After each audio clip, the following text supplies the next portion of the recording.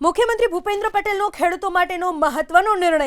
Narmada command વિસ્તારમાં સિંચાઈ માટે 1 મહિનો વહેલું અપાશે પાણી। 13 લાખ જેટલા ખેડૂતોને સિંચાઈનો સીધો લાભ મળશે। કપાસ અને અન્ય ખરીફ પાકોનું વાવેતર કરતા ખેડૂતોને લાભ થશે। સામાન્ય રીતે 15 જૂન પછી છોડવામાં આવતું હોય છે પાણી। 15મી જૂનના બદલે 15મી મેના પાણી આપવાનો કરાયો નિર્ણય। કપાસ અને અન્ય ખરીફ પાકોનું વાવેતર કરતા ખેડૂતોને લાભ મળશે।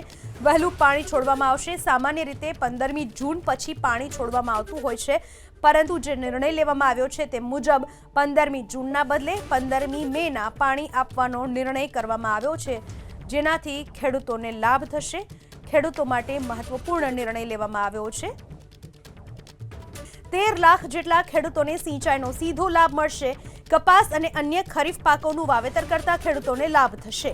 સામાન્ય રીતે 15 જૂન પછી છોડવામાં આવતું હોય છે પાણી। 15મી જૂનના બદલે 15મી મેના પાણી આપવાનો કરાયો નિર્ણય।